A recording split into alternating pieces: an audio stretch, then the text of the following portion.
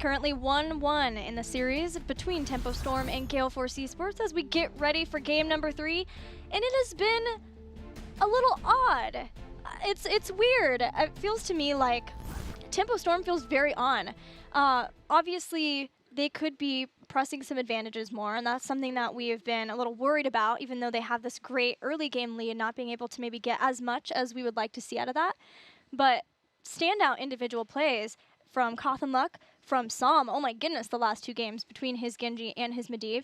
Whereas Gale Force for me doesn't quite feel like they're all as on as we've seen from them in the past, maybe like at the Western Clash. I definitely agree with you on the side of Tempo. I'm still torn with Gale Force, you know, the assessment of where I put them in an offline matter, you know, in terms of their growth and what I expect from them as a performance. But Psalm has been, you know, I feel like oftentimes he's always makes flashy plays. You know, like there's even like kind of like the Wubby meme of like the cool guy role that North America developed, which we haven't brought too much up on, but there was a long time where it was like we have the role where like the cool guy plays it, you know, and Psalm is that guy, always on a cool hero, high impact here. And to go into the Medivh, I was very much like, yes, we have seen a couple of games in the past, but I wasn't feeling like it would stand out that much. But, I mean, he was just so impressive on it that suddenly I'm like, if Tempo can keep bringing out heroes like that and having performances like that, where he's taking the risk, the same risk, but instead making almost like, I don't want to use the word mindless, but recklessly going in unwilling to take trades. Every risky trade he has taken so far, not only is he playing it well, but he's actually coming out on top. And if they can find a ways to like better hone that in him as a player, that's a resource I feel like they could be using a lot better in the future. I absolutely agree. And the 1-1 that we currently have in this just shows how difficult it is for us to figure out who the best team in North America is at this point. But we've got 3 more games to at least figure it out in this series, and that starts with Game 3, chosen by Tempo Storm to go to Towers of Doom. Towers of Doom. This one is another map like the Cursed Hollow pickup where both of the teams feel very, very comfortable going to it. At some point in time, they both have prioritized it as their number 2 or number 3 map, depending on the moment. So this has got to be, you know, even footing for both sides and no one too uncomfortable. Whereas the Dragonshire, as we talked about, you know, in the second game, that is a map where Gale Force has every single time banned it out. Towers of Doom to start. Gale Force eSports considering a Genji ban. They will take it. Tempo Storm want to give a possible task Tracer to Gale Force. What about the globals though too? There's Abathur. Tassadar scarier. Genji Tassadar for our bans. As the first pick though, is it in fact the Dahaka? Because we're back to a situation where Illidan isn't a viable pick, you know, back with those bigger first picks, and they go with the Abathur. You know, I don't know why that slipped my mind there, but I'm not surprised to see Gale Force pick that up, because now not only does it play a bit more into even the Illidan avenue, but it is just so amazing onto the map. Abathur has been a very dominant pick whenever he ends up getting locked in all over the world. Lot to enable, lot to clone still available. Tempo Storm, what is the scariest to deal with as far as Abathur pairings? I was going to say Genji, but then he's removed. Yeah. The next is probably Illidan, or you could make a huge argument into Arthas just because it's the best of both worlds. You remove a hat and a synergy into like what would have been one of the hat targets. So maybe the Arthas would be of higher priority, but it doesn't fit when looking at like the how high should you be willing to prioritize that kind of weird off warrior in the same way compared to other ones, you know, especially with Garrosh in the mix, who seems to be rising priority, high survivability warriors. That's a cool rotation. Being able to get Greymane as a possible clone target for Gale Force, taking that away. It's also one that is a hero that is highly prioritized by Tempo and has been for a long time. But then making sure that they still get Dahaka as a global to match that Abathur. I do feel like that does make it even more so like a Gale Force. You kind of have to be willing to take that Illidan a little bit more now, because again, the hat targets are going to be disincentivized quite heavily. And if they don't do that, then I'm going to assume it would be that Arthas picked up for them as some form of deny, or you can even synergize the both together. It would be a pretty powerful rotation for Gale Force to just Arthas Illidan. Anything else? Maybe an Illidan Uther or Rhaegar to make sure that they can get one of those high prioritized supports to go along with them? I think I don't mind the idea of going with one of the supports, but that's the only other avenue where I would assume that is going to be the case. The Malthel over it. The Uther makes a lot of sense, and also for Gale Force, because they are one of the few teams that still really, out of NA, appreciate the value of having Uther and his armor implementation. Even after the nerfs, he still is consistent there. They're just like, nope, this guy is going to be at the top half of our drafts. But the synergy into the Malthel, I feel like these two teams, if you look at every one of the times when the Dahaka gets picked up and then who they match up into it, it's pretty obvious they consider Malthel as the go-to. You know, when I talked about the drop of Illidan, even though we've only gotten one game of it, I feel like as a consensus, these two have displayed that they think Malthel is that answer every single time. I don't think it's just these two teams. I think it's pretty apparent across the North American region because Lag Force has been picking a lot of Malthel, and I would imagine that we'll still see a lot of him in the next series as Lag Force take on Roll20. Yoda for Superstars played a lot of Malthel too.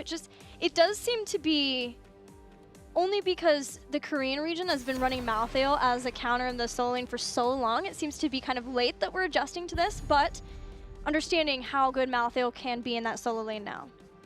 Completely agree with you, kind of with the maybe misinterpretation between the justification within one region compared to like why you see it trending into another. It's not that it's crazy to see it going over, but it's like the whys of this region aren't the same as the whys of this region, right? Like they have very different intentions and ideal goals over with it. I personally feel like I'm surprised to see Malthel as that go-to hero for North America. Oftentimes when we are willing to venture on our own, it's with more hyper carry focus. Don't get me wrong, the dude can do a lot of damage, but being that focus onto his heroic versus like, again, things like that Illidan seem more our playstyle. But we changed apparently, is what I've learned here. Used to be the old school Zeratul, then the Illidan, now we're comfortable with the Malthel. Now we saw Malthel played by Fan. I'm wondering if this time we'll have Michael Udall playing. We haven't seen him play Malthel yet. And that may mean that we're gonna get an even further melee composition yet to be seen from Gale Force. We'll have to see, but Stukov and Medivh, Tempo Storm bring back Medivh again, Psalms Medivh, and there's Stukov. Tempo Storm has, even in their series versus Roll20, shown to be quite experimental in which supports they think are going to be the most viable. They've been playing some Malfuri in this series. They played Stukov and even Lucio versus Roll20, so they're still figuring out what June thinks is going to be most optimal for their compositions. Yeah, I feel like beyond the Uther, especially after the recent patch with the nerf going into Ariel, it is Uther and the rest of the support pool, especially because of the burst healing remaining, the enabling from Divine Shield, but more importantly, having early game crowd control and also having the opportunity to go into hand protection or Guardian of the Ancient Kings, two anti-CCs, which we know Cleanse has been slowly kind of integrated out of the, you know, support role, and it's only risen in power for hand of protection there on the Uther. Is this Garrosh? It's like Li Ming Garrosh? Illidan Murden. Whoa. They love this Malthel Illidan pairing. They really do, and I mean, don't get me wrong, it's pretty scary, but it's not as intimidating, I don't feel like, as the Malthel Li Ming, as the other ones. You know, Illidan doesn't have burst. He has sustained long team fighting that after the first kill, he typically does better than before because of the lack of hard crowd control and single target burst. He wins in the long run by getting those auto attacks in and getting the evasion consistently. Malthel does the exact same thing. Nobody confirms anything with the two together. They aren't bad. They work in the long run. They're great into a team fight, but nobody is the separating factor. It's like the double poison conundrum, you know? You see Lunara and Malthel together, but both of their damage styles are identical, which removes the variable of who is the one like getting the kill that we often have. So I'm surprised Gale Force still feels comfortable sticking with those two the way that they have. I am concerned with that, knowing that Stukov and Medivh are on the other side too. Once Gale Force chooses to engage with the Hunt and Tormented Souls, there are Leyline Seal and Flailing Swipe as ways of stopping any momentum, not to mention a Mosh Pit turnaround from Fury. But they have that, and they have Stukov's ability to heal a lot of people for a lot with his Bio Kill switch, and then Force of Wills for anybody who is immediately targeted. So how difficult is it going to be for Gale Force to actually be able to get a kill versus Tempo Storm's comp? I mean, to be honest, if Tempo Storm plays it perfectly, I don't see there's a world where they lose this game. Okay. Like, I just flat out don't. I love the Stukov Medivh. I feel like Stukov has a lot of downsides when it comes to the immediate healing, which are made up for by the Medivh in a lot of ways. Having the ETC for the cross peel with the mosh pit into an AoE heroic-based composition. The only thing I see Gale Force when I go, this is your advantage, and the way you win this game would be off a macro play, like between the Illidan and the Abathur. But I just don't feel like there's a case where they get a big enough lead, because they've been struggling in the early games, which I expect Tempo to not only pull ahead in the early game like they had in the beginnings, but they'll get more out of it because their composition is more. I don't know. It's going to be an interesting back and forth now that it's going to weaken early game from one side of the table with that Abathur and now Tempo in their story for the first 9 minutes. Well, Towers of Doom is the place where our teams will do battle for game number 3. We're currently tied 1-1. Let's see who pulls ahead. How many front walls can Tempo Storm get? The Grey main sieges really well. Stukov sieges pretty effectively as well. Not so much in the siege damage, but in the different manner, as in that lurking arm onto the ground. And Medivh doesn't do too shabby. ETC is not as good as he used to be, but he'll hold his own.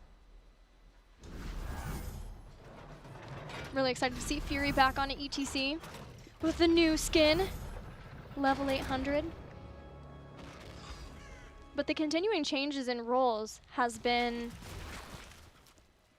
interesting to watch for Tempo Storm. Now having Cattle back onto Haka after where we started from phase 1. And honestly, one of the reasons that Tempo Storm did have such a difficult time the last time they played Gale Force, I should say the last time they played Gale Force online, was because they were working on those role swaps. And now going back to maybe familiar, maybe unfamiliar, it seems to be familiar now territory, having Cattle back in that role, but the difficulty of being able to shot call from that side laning position was initially why we saw the switch. Psalm's there. Gets June out. That right there is why Medivh makes me so angry. Just one portal, man. Woo! Just like, police. if you look at, exactly, if you look at every thought going through Psalm's head there, is he's like, okay, we're going to take 3 versus 3. He sees June isolated. He goes, or Mike goes, I see the June isolated. I'm going to get on top of him, gain ground so I make sure I get the body block, cut off the escape route, and then it's just like, and portal shield done. Okay, well, you know, I'll go home. Go ahead and call it the end of the day there. Medivh, man, just breaks Heroes of the Storm. I think you would find Glaurung would disagree. But in this instance, just don't bank on catching somebody. That's what you gotta do. You just don't bank on it. Or try to use it to pull some out of position and then push lanes elsewhere. Speaking of pushing lanes, we saw a different build from Fan before, and we're seeing some additional adjustments be made, getting on a Pale Horse, potentially so we can kind of do the same thing, rotating back and forth between lanes that we see from a lot of our North American Malthails on Battlefield of Eternity. Love the invade here, mainly because Mikey Dahl started it off on his own. Cattle's going to come in with the brush dock, lands the drag onto Fan. Mikey Dahl getting pressure onto the members of Psalm. Fury goes for the 2-man power slide. The knockback, the damage is not going to be there. Mike keeps himself alive, but at the end, he will end up falling. Now 4 members staying on top of that Sapper camp. Cattle is still delaying another power slide. 2 kills as Uther and Illidan are brought down, and now it's just trying to escape. Malthael's still caught between a lot of the members, but uses Wraith Strike to get a better position in running away. Silence hits, Cawthon still chasing. All this time, by the way, we've had some altars spawning. 4 shots going over to Gale Force eSports core. There's going to be these 4 captured up on top. The Abathur even going down. Gilly, what's going on here? How is Tempo just getting kill after kill? Dread, something, honestly, amazing play to stop that invade. But this is exact same thing that's happened in other games. Gale Force goes in trying to make something happen. They're the team with the Abathur composition. Yeah, they have a double melee, and they can be aggressive, but they were invading at the start of an altar phase. Now they lose one of the altars. They're able to get 2, but they lose so many members. It's just been a strange series. It has been. It's been strange in the factor of this. I think I think oftentimes when you and I, we say this is a little bit different or that it is an outlier, not common compared to what we see traditionally, a lot of people are kind of like, how does that go down? But the case here is when looking at each team's individual power spike and the strength that they have, almost no case has the team with the advantage in that area been aggressive with it, but almost always been aggressive without it. And Tempo Storm has been, honestly, more frequent of an abuser of that, but then Gale Force right there, you see a prime case where they end up having a very apparent disadvantage in the earlier stages of it. They're willing to take the high risk with that Abathur composition, and then they ended up losing the fight early on, costing 4 kills. I wonder if it's the draft. They're running this different kind of draft, this high melee style composition. They did it on Infernal Shrines in part 1 of Phase 2, but that was the only place where they would run a double melee or a triple melee with 2 warriors and then a melee assassin, and Fan was playing the melee assassin. That's not to say that Fan can't play a melee assassin, but it is different enough that I'm wondering if it's causing some different adjustments. Even in that fight, their focus was on a lot of different people. They were pulled back and forth. They had to get on top of the cap point, but then there was a portal there, and then Illidan was getting pulled down, hoping that he can take out Stukov, but then the minute he goes down, Stukov gets the silence on top of the point. It was a strange invade, and Gale Force are still trying to recover from it, but again, it starts to set them back a little bit in the early game versus Tempo. There's a lot of AoE CC on the side of Tempo Storm between the Stukov. Medivh's got a couple options. ETC with Power Slide and his knockback, he's got the double AoE CC too. So immediately you look at Guardian of the Ancient King and be like, okay, this is going to proc quite frequently, and we can rely on getting that AoE armor outward. But it's actually a game where I think I would have liked to see a hand protection picked up by Gale Force. To enable the Illidan to be effective, you have the Adrenal Overload, you know he's going to make things go down, and there's so much kit-based crowd control that doesn't draw too many resources out that I feel like they're going to need that cleanse to enable the Illidan to be that massive, massive problem. We see the power slide and then the immediate pre-cleanse coming out. It's just something to look forward to into the team fighting phase. Maybe draw too early of a Divine Shield or something of the like here. But with how well Tempo Storm has been chain CCing, I just feel like maybe this is something that Akaface is going to wish that they had in the future team fights. What I am excited to see from Gale Force is Touch of Death. We talked about Healing Pathogen, the way it's going to be spreading versus Tormented Souls of Malthael. So being able to hit that, reduce the amount of healing that comes in from the Healing Pathogen, may make it so even though Medivh is there to help out with Force of Wills, Gale Force still should be able to get a kill because of the area damage and the reduction from that initially. We also just saw on the bottom half of the map there, June abusing the fact that if you do silence those sappers, that they don't feel too confident to go in and get the explosion, actually. They kind of just sit back. Shy. They wave a little bit, They're more just like, hey, what's up, front wall? We aren't going to go ahead and commit to this. We'll be a little bit kinder. And it's just, it's a neat little thing that happens with the sappers themselves. I don't know if it will ever become overly meta other than Stukov, but he's also the only ranged, reliable silence we kind of had in the game ever. So, just something to keep an eye out for. Just Stukov things. Just Stukov things. We've got an altar spawning in 10 seconds as Gale Force eSports hit their heroic abilities. Doc is going to stay up in the top. Abathur gets set up to soak. Malthael coming in, as is the Medivh. The teams are ready to do battle over this altar. We got a clone coming out very early. It's going to be K1 Pro getting that zone. Akaface starts that channel. Cattle's going to come in and stock, throws out the isolation on Illidan, and the rest of Tempo Storm want to converge on top of him. Divine Shield forced to be used as he continues to fight. The Leyline Seal behind him. Michael Udo's all by himself. And the Mosh Pit is now, isolating 2 of the members of Gale Force eSports. They're already down themselves in Illidan. Fan sitting there with the Abathur hat trying to get the sustain and poke outward, but it's not going to be enough as Cattle drags him right back in. Go ahead and dodge the passive, starts himself a channel, and we find ourselves even when it comes to the shots onto the core, but it is not the same case when talking about experience. Tempo Storm miles ahead of Gale Force. It was excellent coordination from Tempo Storm, and Tempo Storm is continually playing fights out patiently. They feel really patient in fights. They had the Leyline Seal out, a lot of members in the back doing what they can to deal with Illidan, who was forced to have the Divine Shield earlier on, so that wasn't available for him. to get more time to attack and be safe while the rest were caught in the ley line. And then follow up Mosh Pit from Fury, let Tempo Storm clean up the fight, get an altar, and start to snowball this game. Gale Force coming back in for an immediate next fight, though, to try to stop that. Fury power slid right away.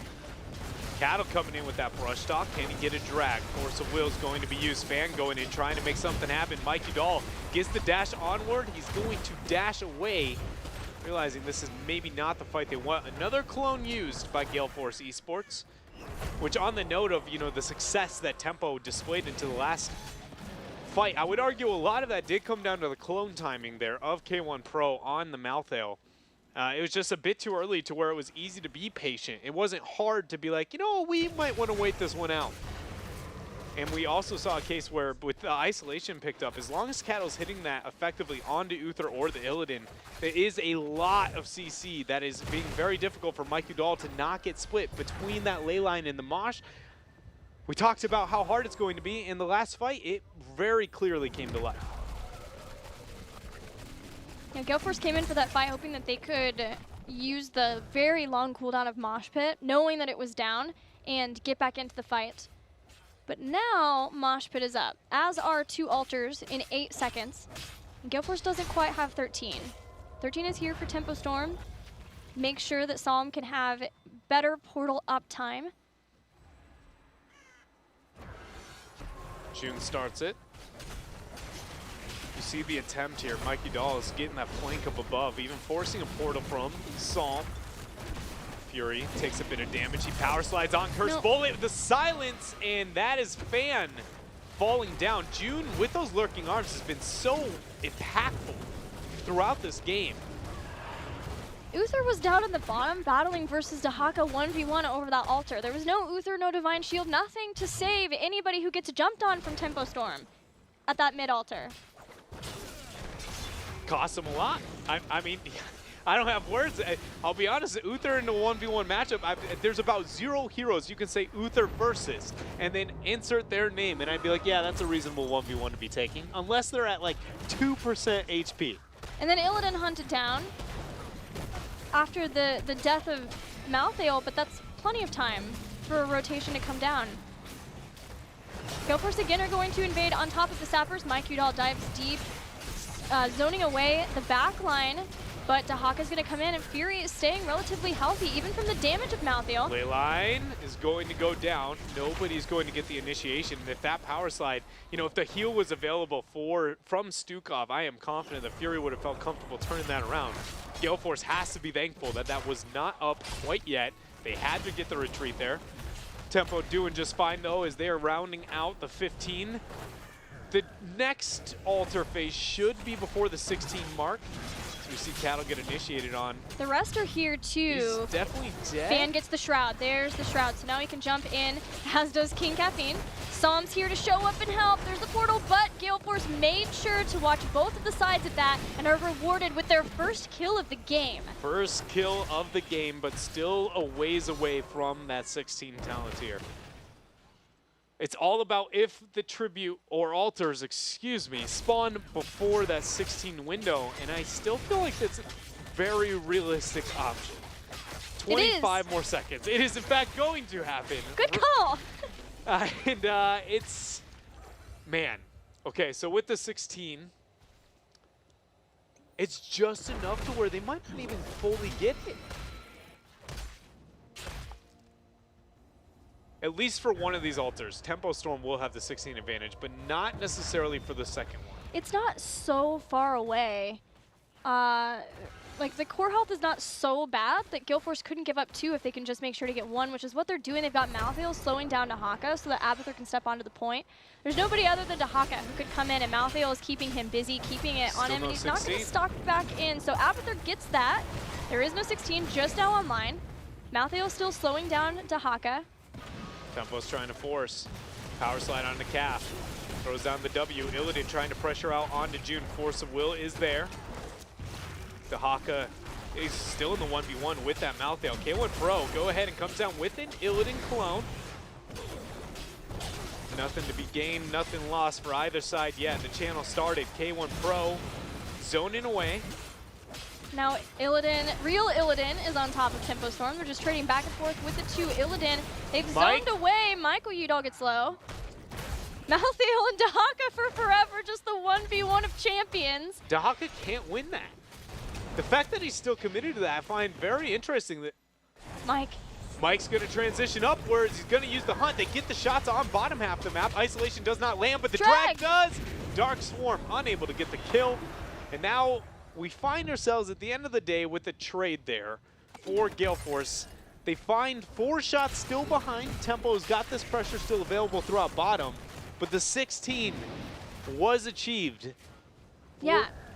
Miracle upon miracles. Not only do Gale Force somehow get 2 of the 3 altars without 16 to the 16 of Tempo Storm, they don't lose anybody, and they get to 16. They delay Tempo Storm a little while of being able to have that huge advantage. And look where we go immediately after.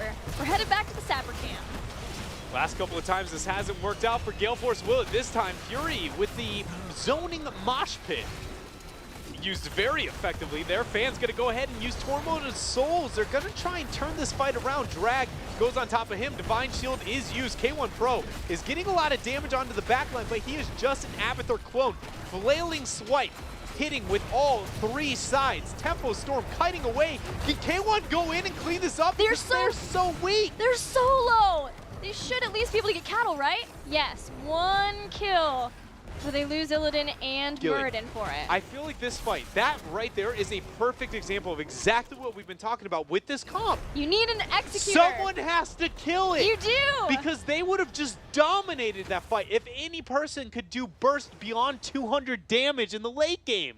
If one of them had some kind of spell that could just do more than like a smidge of damage on the other side, not so reliant into those AAs.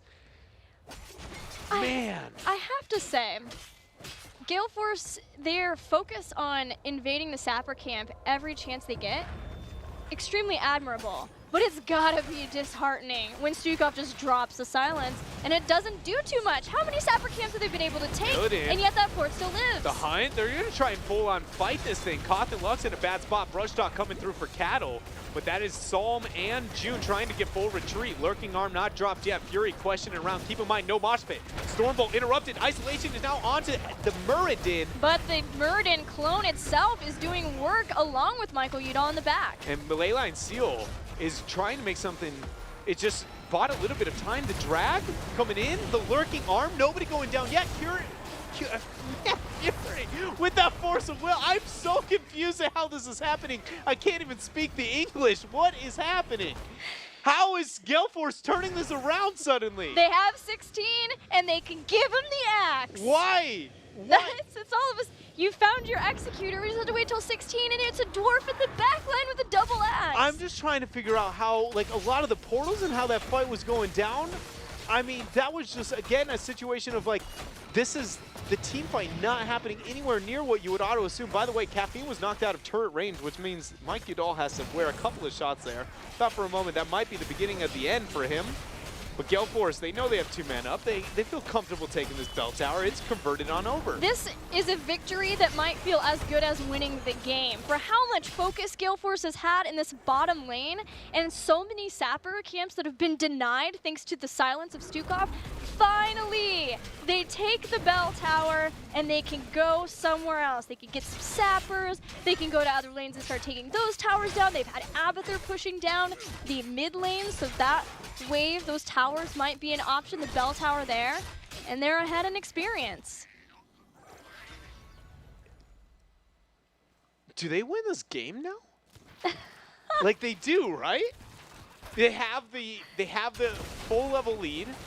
They were successful into the skirmishing. If the Muradin, you know, given the Axe factors enough to set them apart, they should be winning the team fights, because up until, other than, you know, the one fight where I feel like we got the display of like why they're struggling into these team fights, they've been approaching them appropriately. They just haven't gotten the kills that they needed. So if Muradin's the thing bumping them over that edge, Gale Force should suddenly be in the driver's seat by a long shot here. As long as they set up correct for a Leyline Seal into Mosh. Or Cav. That was a lot of damage to Avatar, Hunt. Hunt, Fury. Flailing Swipe saves the day. 5 shots. If this bell tower, or excuse me, this altar goes over to Gale Force eSports, it looks like it's almost 100%. Couple members looking to fend out. Still waiting on Malthael 20, but everyone else has picked them up. It is Malthael who's starting to channel the altar. Dahaka's just staying in the top, trying to get Tempo Storm their level 20 Storm tier talents, then he can stalk in for a potential fight. We'll hit the 20s here, convert this bell tower on bottom. These sappers denied from Gale Force eSports. Tempo knows they're gonna look to make it happen. Leyline is not off of cooldown. It is off cooldown, but is not going to be used here. Thought for sure that might be the moment where Tempo gets aggressive, you know, with seeing a couple of members displayed out through mid, but they hold on to it for now. Does Cattle realize? Is he heading back in time? No, he doesn't realize. He's gonna dodge the Storm Bolt. Yeah, Storm Bolt's gonna be there. Burden down, or Dahaka down. Dahaka down for 60 seconds. There's a boss available, there's sappers up at the top. Great recognition from Gale Force that Dahaka was desperate to try to get the bell tower top. Not only would that convert and allow Tempo Storm to have additional shots for any altars that they get, but it also slows down Gale Force. Gale Force in finally getting that bottom bell tower felt like all of a sudden the momentum turned in their favor, and it had started to be turning a little bit before that, but that really felt like the point where finally things were clicking for them. We get the boss, 4 more shots, and we're sitting at 7 to 16. Only one altar in this altar phase. The Dahaka dead. It's only 2 seconds difference between the two, so Dahaka can use the brush shock or the town portal, and he'll be just fine to be able to join this fight. So it's a full 5-on-5. No lethal opportunity for either side, other than a bell tower sapper play throughout bottom, as we know that boss was just consumed by the members of Gale Force eSports. Top bell tower. So close to down for Gale Force. They'll get it with the Avatar. It's only a matter of time. Tempo Storm has the opportunity to pick themselves up a death medal. Fan? What are you doing here, my friend? Gonna go ahead and drop the Tormented Soul as Divine Shield. A lot of prep onto Cawthon. He's very, very low. That Greymane cannot go down. The Hunt? The Hunt brings him down. The Flailing Swipe knocking Fan into the wall of death. And now it is a 1-4-1. 1 each in the kills. Altar's still up. Portal showing where Psalm was, and he can sit there in the bird form. Fury's gonna come in, but looks like they're not nearly into a position where they feel like they can stop Gale Force eSports, even taking out Fan, even knowing that Divine Shield, the Hunt, and Avatar was gone, but no one could stop Death. Fan could come back in, and there was no Greymane. No one can stop Death. Again being used by Fan. We'll see if it happens that he dies again and has to pay the penalty for that. But at least they're buying 4 more shots for Gale Force eSports as they set the core health of Tempo Storm to a mere 3. Gale Force there, gotta be slightly annoyed at June constantly stopping that sapper up into the bottom half here. And you were talking about the top bell tower. It's about to be converted by Avatar. Mid is being converted pretty effectively here through, I mean, over time in the long run. So Tempo, now with the pressure they're receiving at all angles, oh, nice silence, the drag. It's going to drop in isolation. Everything being used here on the Fan. They need this kill. They do need this kill. It would be a long time until he could come back, but the Soul Rips are keeping him alive as well as the Carapace. This bell tower, they're still fighting underneath. Mosh catches 3. It's only Michael Udall who hunts in on top, but into it. Power slide and a tour bus. Bell tower converted. Keep in mind that if mid actually gets translated over, if King Hepine, is he gonna go do this with 3 members dead? They might use the Uther to buy a bit of time, convert the bell towers and get the shots, but it doesn't seem like that. So the risk they're willing to take with those minions still alive up on mid, that's not gonna be a safe transition. He's gonna go for it. But bottom is gonna be converted. Taken, yeah. So Gale Force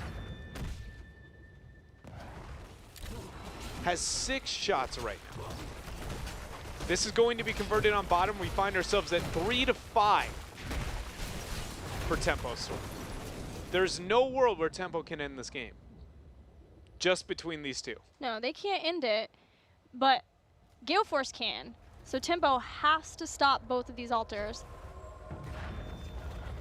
Gale Force hanging out around their own. 3 seconds until they'll have Illidan back, but he does not have the Hunt. It's just Uther, Abathur, Muradin. They have to give up both of the altars. This has a lot of power to equalize the health bars of the cores, but Tempo Storm are not out of it.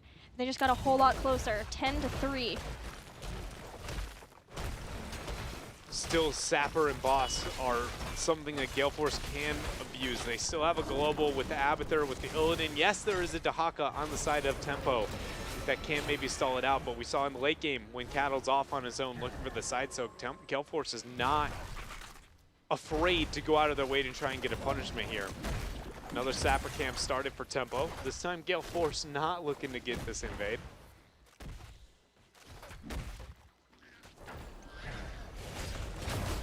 No way. Hunt. The Hunt.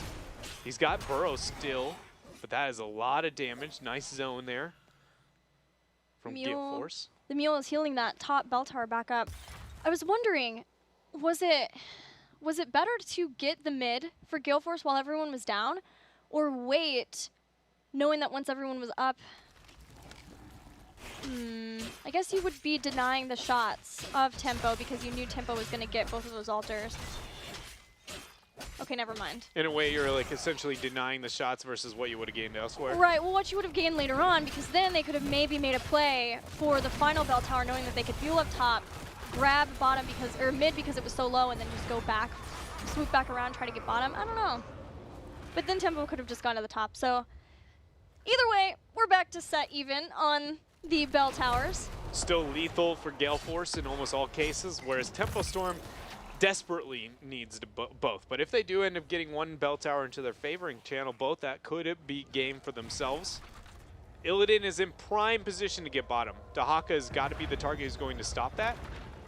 I mean, you should auto-assume Gale Force is going to split right away, and so that is why Fury is going to be the first to start it, dropping the ley line. Dahaka's on bottom. Illidan came in. We've got the tour bus to catch two as they come out of the ley line seal. Dahaka still channeling in the bottom. Divine Shield finally saves Fan as he drops the Tormented Souls. A lot of damage happening as Tempo Storm back off initially. K1 Pro is cloned Illidan, so he's pushing back Tempo Storm even further. There's only one altar left. Can Tempo Storm hold on? Can they stop Gale Force eSports from channeling this altar? And they might be able to do it. Right now, they're doing a very good job of doing so. The silence goes out onto Fan. Mike Udall gets flamingly swiped away. The portal drop. Members of Tempo Storm go through. Fury in the front line. He receives the force of will as you see them questioning. Do they want to go through the portal? Fury, he ends up taking it. The members of Gale Force, they're so very low. Uther's the first to fall, but he's got a redemption. He does have redemption. He's healing up Fan. Fan may be the one who's in best position to stop the channel from Cawthon Lux starting that out.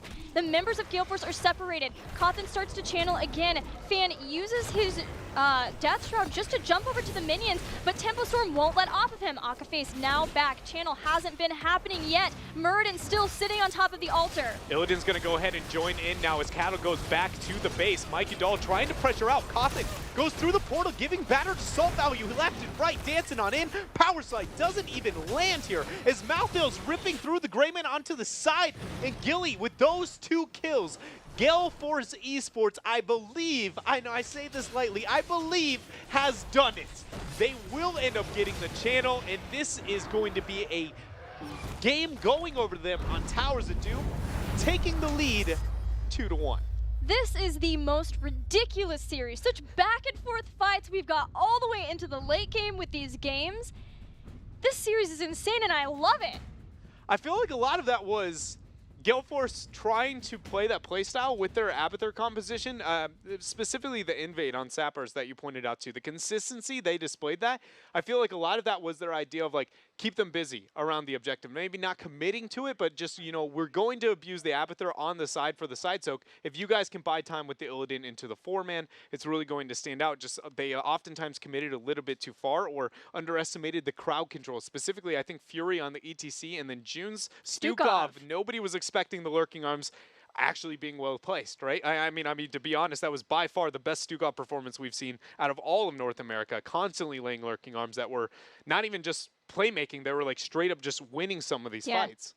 Yeah, the invades were, frustrating to like give it. It's so disheartening that they would go in and yeah, they bought time for Abathur, but there was a Dahaka on the other side that was still being able to soak too. So as long as Caterpillar wasn't forced to come in, and I think sometimes they were able to make Caterpillar come in, but a lot of times, Tempo Storm would either walk away with some kills, walk away with the sappers, or be able to deal with the sappers so effectively that it did sometimes feel like they were going into a game plan and not being willing to adjust, but it finally paid off for them once they were able to take that bottom bell tower. It was like they got reinvigorated, like something was finally working out for them. They had 21st, they started making the right plays, and then they got ahead enough that they forced Tempo to start making these risky plays, risky calls to stop them from getting the final core health needed to win the game. And we saw the, Illidan Malthael struggle throughout almost the entire stages until the 16 threshold. I don't know how much of that really was the given the axe versus how much was the, because like even later on, we saw without the Murden circumstance, like they were still pretty effective with taking those two together. So something that makes me feel like maybe there's something post 16, but the duo together that really stands out on its own as a synergy that we've got to be focusing on going forward, because it feels like Gale Force is very comfortable running, the Malthael Illidan into about anything. We've got the sweeping strike build for Illidan, and it does seem like he finishes Unbound around then. He gets Blades of Azeroth at that point too, which gives him a lot more damage. For Malthael, I can't remember what we had at level 16 for him, but give him the axe seemed to be a big help for that too. And don't forget, you guys can support your favorite teams by cheering for them in the Twitch chat. We actually are going to take a look at the top 3 cheered for teams in NA HGC. And it's the three of the 4 teams that are playing today, along with Lag Force. Roll20 in the lead, but closely behind is Gale Force, followed by Tempo Storm. Thank you very much, each and every one of you guys at home that are contributing and cheering away. It's always very nice to see you guys